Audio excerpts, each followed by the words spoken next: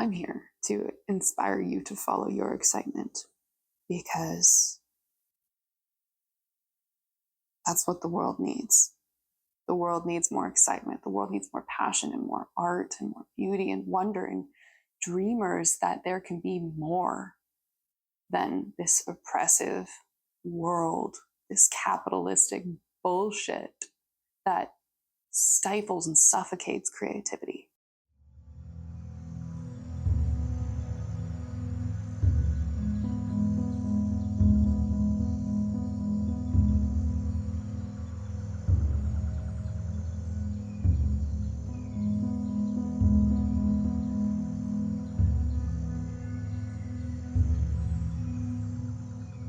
I feel really inspired to start sharing some videos. I feel like it's the path forward for me.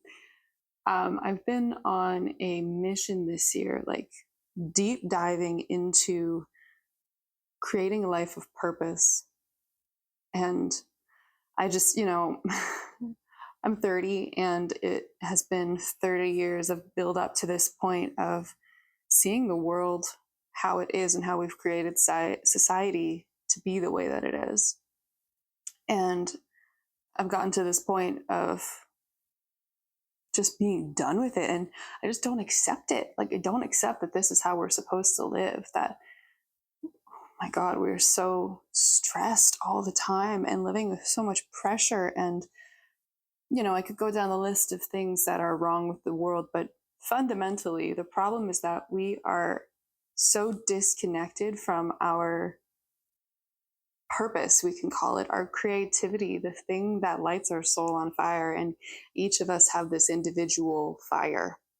And I believe, based on the things that I've learned in my experience in my life, that the thing that lights our soul on fire is our gift. It's the thing that we are supposed to contribute to this world. And, I think by following it, by following the thing that makes us excited, that will bring us to this place of our dreams coming true. I don't believe existence is supposed to be hard. I think all of the things that are hard about life are man-made, that we've done to ourselves.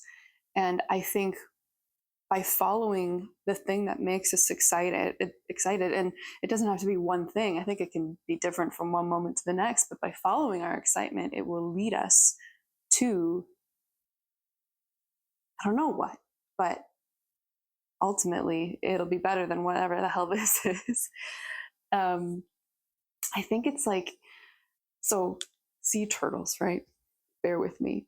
They have this built-in, I think it's a magnet. It's like their internal compass. That is what guides them from the point of their birth when they hatch from their little egg on a beach. They immediately, hopefully, get to the ocean. They crawl into the ocean and they swim across the freaking ocean. And eventually they, I don't know, mate. I think that's where they mate. They get to their mating grounds and then they swim all the way back and they lay their eggs in the same spot they were born. And they do this cycle every year through an ocean. No GPS, no map, no one telling them which way to go. It's purely instinct that they're following. And turtles aren't the only one. There's birds, there's any migratory species that follows the same path. Think of the monarch butterflies. They always fly from North America down to Mexico and back. And it's this incredible migration that they just know it from birth. It's in their bones, in their system, because they trust those instincts, because they were given these instincts in order to help them survive. And we are also animals. We are no different. We have these instincts as well, but we have learned to suppress them and ignore them and write them off as stupid or whatever, spiritual woo-woo. But these are real systems that have been embedded in us like any other animal that are meant to guide us. And it doesn't follow logic. It's not conscious thought. It's trusting in your gut feelings, in the intuition, in the pull, in the, when you're in a situation and you think that something doesn't feel right about this, or I think I'd rather go this way, or, you ever have it happen where you switch it up and you pay attention to a little impulse that you have and it turns into something way better than you imagined, or it turns out that that was clearly the right decision for you to make. That's the thing. And I think bringing it back to excitement, that's what it is fundamentally when it comes to our purpose. That guiding principle, that internal compass is our excitement. And by following the things that make us excited, that's going to take us on our path. When we ignore that, we're just delaying our gratification, our bliss, our, all the good things. The fundamental thing is that it has to be driven by love, and all your actions need to come from a place of, pure purity, first of all, in the sense of it's not hurting anyone else. It's not driven by anger or fear or resentment. Any of those negative, low vibrational, heavy things cannot be your guide. But if you are driven by love fundamentally, by hope, by excitement, by possibility, by trust in the unknown, in yourself, I think incredible things can happen. Anyone who's ever accomplished anything, all the artists out there have to have this internal trust that gives them the courage to take the leap. Because it's not like they can see the path clearly ahead of them. Nobody can ever anticipate how their path is going to unfold. But the people who have gotten there, they trusted that as long as I take inspired action, I will move along that path and eventually get there. And the more we ignore that, the more we're delaying that. And these opportunities are going to keep coming back. It's not like you ignore it and now, all hope is lost. You had your chance. It's not how it works. Everything is always conspiring for your success, for your goodness, for your happiness. And we need to follow that. So I've been on this mission to follow my excitement, and I've really, really been doing the internal work to let go of limiting beliefs, of fear, of conditioning from a lifetime of that conditioning to take the safe route, to, not go to school for the arts because there's no money in that. Bullshit. There are people out there making millions making paintings. I don't need millions. You can literally do anything, especially in the modern world. There's new opportunities every single day coming forth that make it possible for us to act on our excitement. We can create those opportunities. Literally anything in existence, any invention came from nowhere. It didn't exist before. It wasn't a thought before. Someone had the inspiration to follow it, to go after it and think, I wonder if this, and guarantee people called Thomas Edison crazy when he was trying to invent the light bulb, or Tesla. We're not going to get into that debate. The telephone, are you kidding me? Internet, smartphone, social media, all of these things would have been written off as, yeah, right, you're crazy. Why would you take that risk? And they ignored that. They followed it. And look at the world now. That's the kind of thing that creates radical change and positivity and support for everybody. The good things. So it's December 27th, 2025.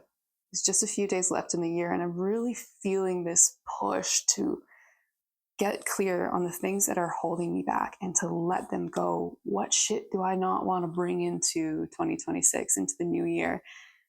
This year is the year of the wood snake, which is all about shedding. It's a number 9 year numerology, which is the end of a cycle.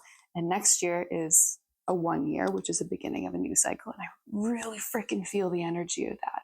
My husband and I were talking about it just yesterday, that both of us feel like there's so much pressure building right now. So much, but it's almost there. It's almost to that point of release. And it's exciting. Like, we both said it on the same day. And this is like, things have been really hard for us lately with our raising a baby and with financial struggles and unclear about the future and what's the next best move. But we've been doing the work to try to keep us moving forward and to let go of the limiting beliefs and work through our difficulties and our insecurities and our fears and to do these things together. And we both had that really strong sense, and I feel it. I'm so excited about it, to see what's to come. But so much of that requires trust in the unknown. So one of my biggest limiting beliefs that I've carried is that I need to see the path in order to take action, in order to trust that things could possibly work out for me. And that's just a tragic limitation. It's not true. It's really not true. Look back on everything in your life, especially when something hard happened, something difficult happened. In the moment, you have no idea how this can possibly be a good thing. But in hindsight, it's circumstantial, absolutely, but there's always a way to see how that circumstance served you in one way or another. And I say this as someone who has been through a lot of difficult shit, like my dad died when I was 19, or abusive relationships, or having a baby and everything that involves. How can these really hard things possibly turn into something good? And I assure you, not that my dad dying itself was good, but it opened doors. It taught me lessons and everything. I can look back on every single difficult situation I had and I can say, what did this situation teach me? And that perspective alone is such a breath of fresh air, is such a weight off my shoulders to see, oh shit, yeah, my dad dying, first of all, sent me on a completely different career path, which led me to where I am today in so many different ways. It led me to a whole different group of people who I connected to because they had also lost a parent, and those people are now my best friends. So it taught me what real friendship looks like. I'm not going to list every single thing, but I'm able to, like, that kind of power. Are you kidding me? To take a hard situation and have that perspective. And so now that I can look back on those situations in my past, I can carry that into when I'm in the middle of that heaviness. And I can say, frick, this is hard right now. And I don't like it. And it's really uncomfortable, but I know that this is going to serve some kind of purpose. I don't know what that purpose is. I can't see it. I can't predict where it's going to take me, but I'm trusting that something is going to come out of this. And this is an opportunity for me to grow. It's growing pains. It's like a muscle, and you have to tear apart a muscle in a workout. You have to, like when you're doing a plank and that last 10 seconds is the most brutal and you're shaking and it's taking all your mental strength not to collapse. But then what comes next is, first of all, relief when the exercise is over, and then the building of the muscle on top of that. But then what needs to happen is consistency to maintain that growth. And that's a perfect metaphor for anything. Even having a baby, like, think about how painful that is, and the shit that a woman's body has to go through to grow this child and then birth this child and then raise it, breastfeeding, sleepless nights, all of these things. But what's created is life. It's an opportunity for, my God, infinite possibility that this little life could go on to create something spectacular. It will go on to create something spectacular if I nurture it and create that environment. I'm following my excitement. I've done some radical things this year. There has been so much radical trust. I stopped working in January, and it was a radical trust moment because I had such a strong feeling that this is not how I'm supposed to be spending my time. I had a 6-month-old baby at that point, and every free moment I had to go to my computer and do work. And it was taking away from my time with my son, taking away from my mental health. It was very spiritually unaligned, and it resisted everything that I believed in. It was taking away from my energy. I was sitting at a desk all day, all of these things. But it was bringing in money that we needed, or that I thought we needed. Anyways, it came to a point where I had to sit down with Forrest and say, I think I need to quit and stop this and dive in fully into my art, because that's where my excitement is. And this is taking away from my time to be able to do any of that. And so I did that. That was January. Mind you, we didn't have a buttload of savings. We were not prepared for that kind of thing. I didn't have a paid maternity leave. Financially, we were in a very tight position, and Forrest's job alone wasn't enough to pay our bills, technically speaking. And yet here we are, December, almost a year later, and we've been fine. I've made some money off my art, but I don't think I've broken even from the material costs. Definitely not. And yet we have been supported. So that to me this year has been the biggest lesson, that when you follow your excitement, it will take you where you need to go, and there will be support in unexpected, unpredictable ways, because I firmly believe, like, this goes into the spiritual realms now, that the universe or God or source or whatever it is that you want to believe wants to support you, wants things to work out. And the act of creation, whether that is creating a painting, creating a child, creating a story, creating a safe environment for someone, creating, I don't know, a movie, like whatever, creation itself, I think, is, we're contributing to the energetics of the universe as a whole. And these high vibrational creations, like this is physics and science at this point. This is not woo woo. This is energy. The spirituals and the scientists can all agree on this one thing, that we are creators of energy, and positive creations are uplifting. They raise the vibration. Heavy creations, whether it's anger, hatred, fear, all of these things are low vibration. Jealousy, resentment, all of those things are slowing us down. But when we are actively creating with excitement, with passion, that is just contributing to the progress of existence as a whole. That's our individual purpose in this grand scheme of things. Because absolutely, we have a purpose. Come on. You think we wouldn't be able to feel all of these incredible things and experience these wonderful, wonderful things and have these kind of thoughts if there was no purpose? Come on. Come on. There's so much more to it than that. But to think that there's no purpose and we're just floating around here and it's black after we die and there's nothing is just, I don't know, pretty nihilistic, pretty desolate, and pretty, honestly, I could see it as a lazy thing, because then you have no responsibility, no personal motivation to be good, to do anything, to have purpose. Like, why would you want to believe that? So I believe we absolutely have a purpose, and I'm really, really, really trying to follow my path. I'm not quite clear on what that purpose is, but the more I follow the excitement and the less I listen to the fear, the more excitement comes in, the more opportunity comes in. Beginning of this year, I was really wanting to dive into my art and was convinced that my path is to be a professional artist. And I'm not convinced that that's the thing. But through this process and through following my excitement and various other things, like reading The Artist's Way, reading The Creative Act by Rick Rubin, reading Big Magic by Elizabeth Gilbert, listening to people like Bashar, Darryl Anka, and podcasts, like, while at the same time understanding the science and psychology and physiology and biology and like all of these things and astrophysics and physics in general, have all been leading me and guiding me to creating what is inspiring my soul, while radically trusting and ignoring a lifetime of conditioning about you have to be responsible and you have to get a job with a pension and all that fucking boring shit. I don't want that. Are you kidding me?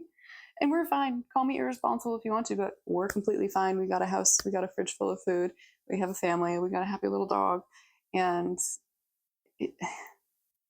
it's not irresponsible.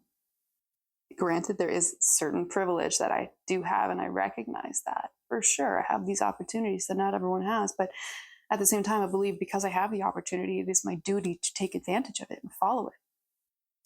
Long story short, beginning of the year, I thought painting was my path, and I think it's still part of my path, but painting has turned out to be a discovery, a self-discovery. It's a way that I have been working through things. Like this painting right here, I'm not going to turn the camera up, but Velvet Inferno was such an expression of my becoming, of stepping away from oppressive systems that kept me small, and wanting to hide in the shadows and keep my voice quiet. But this is this big, bold, fluid, energetic, colorful painting that demands to be seen, to be heard, to have everything expressed and the creativity shown. And it has become such an expression of me and my growth journey and stepping out of my shell fearlessly and sharing my gifts that I kept hidden for so long, painting, drawing, whatever, and my music. And so this is where I'm getting, is I'm realizing, at least at this point in time, following my excitement is music. And I'm opening myself up to the possibility that maybe I could have a career in music in some way. I don't, it's not driven by the desire to be on stage. I I don't want attention. I do not crave attention. I want to use my music to inspire and to heal and to create beautiful melodies that are in my heart and soul. And I have the ability. It would be such a shame to not follow that excitement just because, oh, my voice isn't as good as so and so, or I can't play piano to this level, or I don't have the equipment, or I don't live somewhere where music can be a profession, or all of these excuses I've told myself for so long. But if I take away all of those bullshit excuses and fear, and I look myself in the mirror and I'm like, what are you excited about? And the answer is music. I love to sing. I love to sing more than I love to paint. I spend my day singing. And when my baby becomes a man, I want him to talk about me as if my mom was always singing. And I just feel so much natural presence and excitement in music. And it's so clear to me that that's something I need to pursue. And so now I am taking multiple leaps of faith in that direction and trying to follow that. I'm not sure what that looks like yet, but I do have certain clarity in the fact that I don't need to know what the path looks like. I just need to follow my excitement, focus on the what, and the how will take care of itself. It always does. Wow, I just had such a wave of relief wash through me. It's taking my words out of my mouth. So I'm here to inspire you to follow your excitement, because that's what the world needs. The world needs more excitement. The world needs more passion and more art and more beauty and wonder and dreamers that there can be more than this oppressive world, this capitalistic bullshit that stifles and suffocates creativity. Oh, I feel like I'm getting messages coming through right now of saying, like, yeah, this is my purpose. I've been looking for clarity on what this purpose is. So just talking about it right now is giving me clarity. What does that look like? It looks like me sharing my gifts, not keeping them hidden anymore because I'm afraid of judgment, or I'm afraid of people saying I'm doing it for attention, because that's happened and it has crushed my desire to continue and made me crawl back into my little hole and fit back into the shame cycle. But I don't want to live like that anymore. My baby's awake now, so we're going to wrap this up here and put him back to sleep. I'm here, baby.